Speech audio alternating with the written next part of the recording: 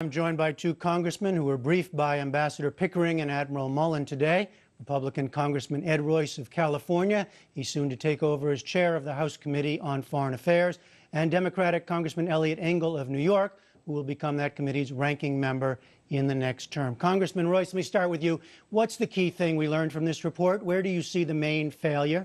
Well, I think the main failure, when you read the report, is in management at senior levels, because what you had on the ground was not only an ambassador but other personnel warning that al-Qaeda camps were growing, explaining that they felt that they were at risk personally, asking for support, which was not forthcoming, and coming to the conclusion that Washington was not concerned about their security needs. And so all of that comes out in the memos.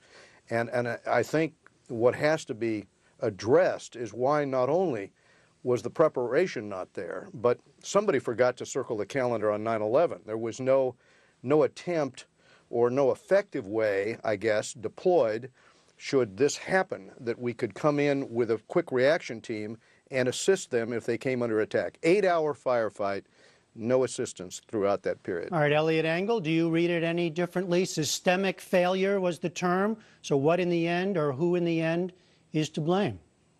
Well, I think what's important is not really who's to blame. It's that something like what happened in Benghazi never ever happens again. And we have to really learn from the mistakes. And there were many mistakes that were made. The important thing for me is not to play gotcha politics, but to say what went wrong and how can we fix it in the future. I agree with everything my colleague said. I think the system broke down. I think there was a lack of coordination between the people who are responsible for diplomatic security and with the specialists in the Middle East. There has to be, that was one of the recommendations of the report, there has to be much, much more coordination. It's really outrageous that they were relying on local militias to protect the compound. We don't need local militias. We need our own troops and our own protections there. We want American protections, and I think that has to change in the future, and it will. I think, but Congress has a responsibility too. We have to appropriate the monies to implement these changes. We've been cutting back on diplomatic security, and there have been some proposals floating around Congress to cut back even more. That is not what should happen. We need to spend more money to protect our people who are far away from home. Well, let me ask Congressman Royce about that, because the report did criticize Congress. It said the solution requires a more serious and sustained commitment from Congress to support State Department needs. It suggested that budget constraints were behind some of these decisions, an emphasis on savings over security. So is Congress to blame as well?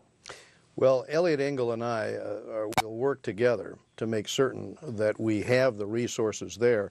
I think it is important to note that on the particular account that addresses personnel for embassy security, those agents that we deployed, Congress actually increased the number of agents, the funding for those agents over the administration request over prior years. Regardless of whether it was Republican or Democrat, we increased that number. What was decreased at one point was a computer program account, but in terms of the type of personnel we're talking about, which is the type that would be deployed in a situation to protect the embassy, that was actually increased. And I think going forward, we have to make sure those security needs are met. But during the hearing that we had last month in testimony, senior State Department personnel said that that was not the problem. In this particular case, it was the decisions, the wrong decisions being made in management that created the problem. Eliot Engel, you said earlier you don't want to play talk about who's to blame, and yet today we had 3 officials resign.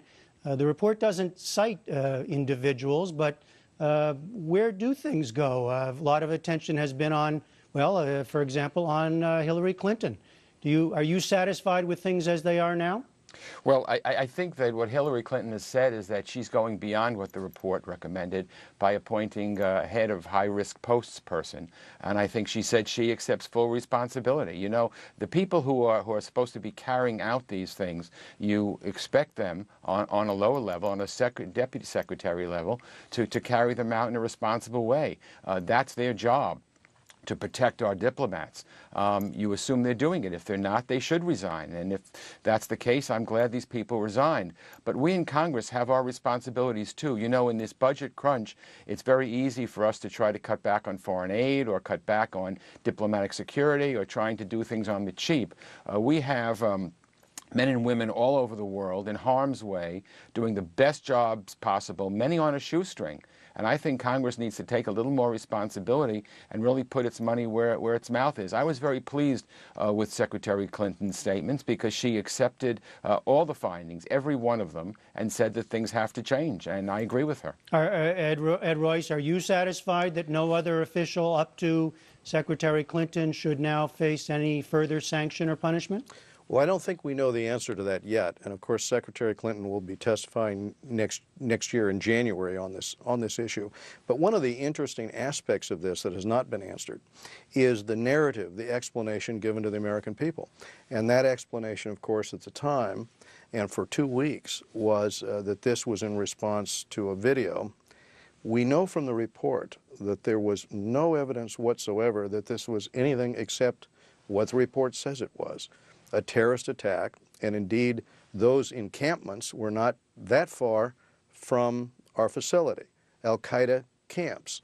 And so the real question was, why maintain that position for 2 weeks in face of the evidence that it was clearly what those at the consulate thought it was, an attack on the consulate by this terrorist organization that had previously carried out attacks in that area, including one on the embassy or the consulate.